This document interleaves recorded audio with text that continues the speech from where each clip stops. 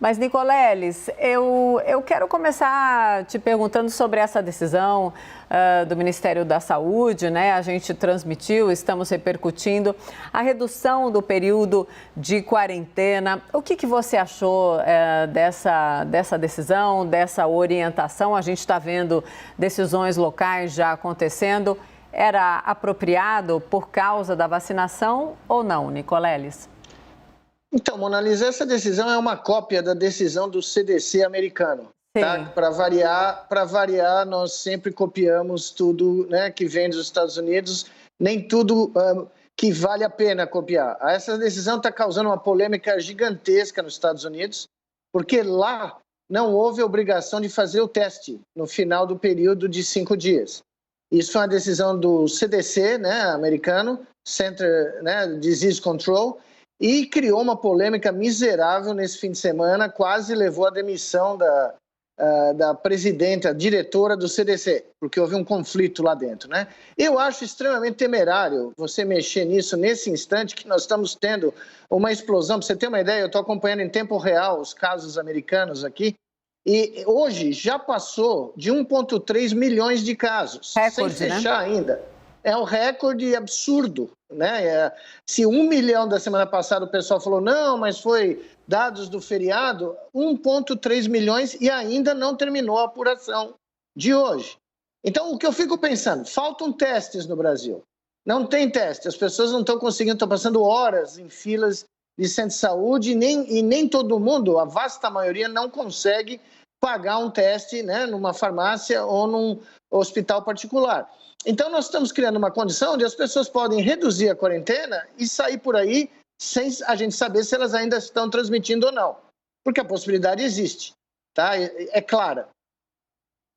Apesar da vacinação avançar bastante no nosso país, você então entende que não é o momento de diminuir o período da quarentena, até por causa das incertezas que o mundo ainda tem em relação a Ômicron e a tudo que a gente está vendo também dos surtos de gripe, Nicoleles, é isso? Exatamente, Mona Lisa, porque a Ômicron é muito mais transmissível do que as anteriores.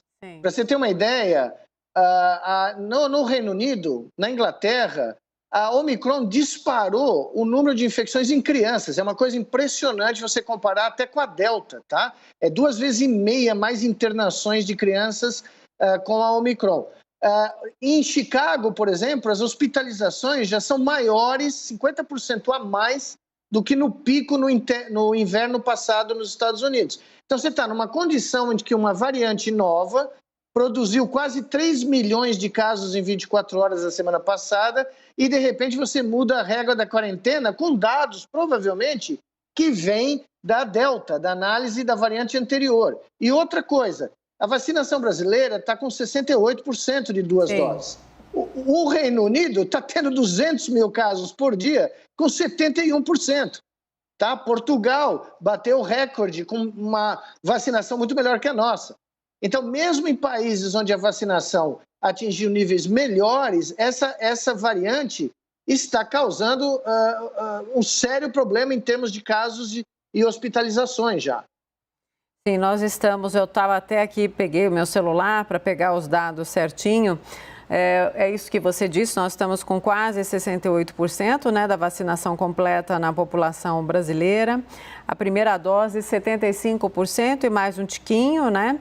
E na dose de reforço, mais ou menos 13% da população. Você acredita que diante desses índices de vacinação e com uma dificuldade muito grande, por exemplo, Nicoleles, de conscientizar as pessoas para completarem o ciclo? Acabei de falar com o secretário, né? Em São Paulo, 2,6 milhões de pessoas que ainda não tomaram a segunda dose.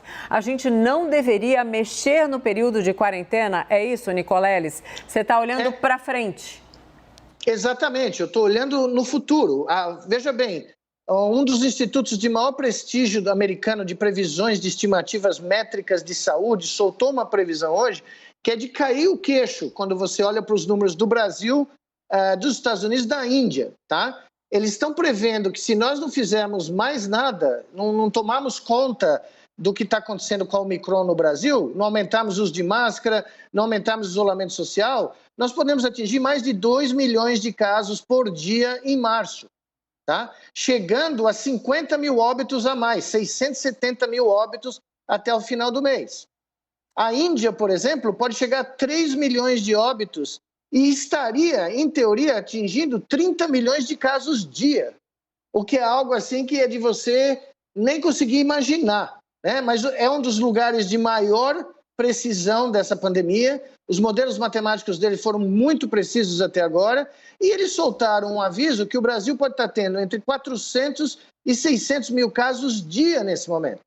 Quase 10 vezes ou mais, até 10 a 20 vezes mais do que nós estamos tendo no nosso país do apagão de dados de saúde, né?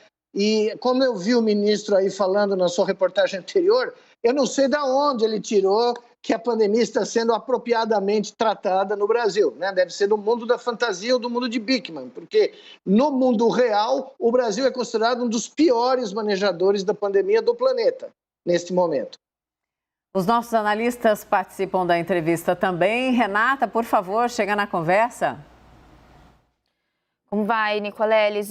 Seguindo nessa linha, o alerta que o senhor faz é bem sério aqui para as medidas que devemos tomar no país. E eu queria explorar justamente essa ideia em torno da Ômicron. A gente tem visto diversas pessoas falando sobre o fato de que ela é mais transmissível, mas ela é menos letal. Portanto, ela poderia significar ali no médio prazo, no longo prazo, uma saída da pandemia. Ou seja, alguma visão quase de que a Ômicron ela vem para, entre aspas, nos ajudar no enfrentamento da pandemia. Queria que o senhor falasse sobre isso. Então, essa ideia tem de ser deixada de lado? Bom, sem dúvida nenhuma, porque eu nunca ouvi falar de uma variante que afeta 3 milhões de pessoas em 24 horas que veio para nos ajudar. Essa é uma narrativa que não tem evidência científica nenhuma. Pode até acontecer. A influenza desapareceu em 1918, ninguém sabe até hoje o que aconteceu. De repente, ela desapareceu do mundo. Mas ela tem um outro agravante que ninguém está falando, 2 grandes agravantes. O primeiro é que nós temos casos crônicos de Covid, que estão se transformando em milhões de casos mundo afora, que vão demandar tratamento médico de alta precisão, de alto impacto, como pessoas com insuficiência cardíaca, insuficiência renal, insuficiência pulmonar, doenças do sistema nervoso provocadas em pessoas que tiveram até casos leves ou até assintomáticos. 6 meses depois, o vírus fica no corpo e ele reaparece. Então, a prioridade seria quebrar a transmissão do vírus, impedir essa manifestação gigantesca, porque nós não vamos atingir uma imunidade dita de rebanho com infecções. Você vai atingir com a vacina. Falaram a mesma coisa no segundo semestre. A Mona Lisa vai lembrar disso. Nós conversamos no dia 30 de novembro, a última vez, sim. E o pessoal está falando, acabou a pandemia. Sim. Teve epidemiologista brasileiro que previu para outubro que acabava a pandemia. Queriam tirar as máscaras em São Paulo. Foi por um fio de cabelo que nós não tiramos as máscaras em São Paulo. Imagine se tivesse tirado as máscaras. Outra coisa, quando você fala, vou tirar a máscara dos ambientes externos, a maioria dos brasileiros vai prestar atenção para o final da frase. Ele vai tirar as máscaras. Ele não vai diferenciar externo e interno. É a mesma coisa de dizer que no Carnaval do Rio de Janeiro pode bloquear o de rua, mas não pode bloquear o desfile, porque as pessoas vão estar supervisionadas e fiscalizadas na Marquês de Sapucaí do Rio. Quem já foi ver o desfile de carnaval da Marquês de Sapucaí ou viu pela televisão, sabe que isso é mais fácil, né? É mais fácil a vida alienígena aparecer amanhã na Terra do que se supervisionar o carnaval na Marquês de Sapucaí. Então, esses são legendas urbanas. O segundo fator que ninguém falou na mídia brasileira é que a Ômicron nos Estados Unidos começou a passar para animais silvestres em grande número. No estado do Colorado, um colega meu, um grande amigo meu, que é vice-presidente da Colorado State University, conseguiu medir dos 18% dos cedros selvagens do Colorado já tem a Omicron. Ou seja, estamos criando reservatórios no mundo selvagem, ao nosso redor, ok? Sim. Nicoleles, então vamos colocar os fatos aqui para as nossas realidades, né? Você falou do desfile no Rio de Janeiro, né? Das escolas de samba no Rio de Janeiro. Sim, é impossível ali controlar aquelas pessoas, porque a concentração, todo mundo sabe o que é concentração, é onde a escola se reúne para começar o desfile, é no meio da rua. Aqui em São Paulo, o Sambódromo, ali pertinho da Praça 14 Bis, uma referência também para quem não é de São Paulo. É todo mundo embolado ali naquela avenida e também chegando por metrô, por ônibus. A gente sabe o que significa, né, esse desfile. Só um número para exemplificar também: cada escola de samba, no mínimo 3.600 pessoas, no máximo 4.200, 4.800, ou seja, um momento é de preocupação, sim. Diante do que a gente está vendo, do que você está ouvindo, pode ter carnaval de escola de samba em São Paulo? Nesse momento, dá para pensar em adiar uma decisão, esperar até fevereiro, ou já é para dizer não dá para pensar em festividade diante disso que você nos relatou que está acontecendo nos Estados Unidos e também da dificuldade de completar a vacinação no nosso país? Nicoleles?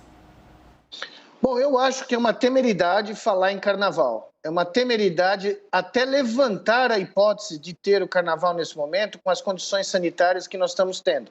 Vocês podem não acreditar em nenhum número, e no Brasil é difícil acreditar em qualquer número, porque nós não temos números oficiais críveis, né? Mas é só olhar ao seu redor.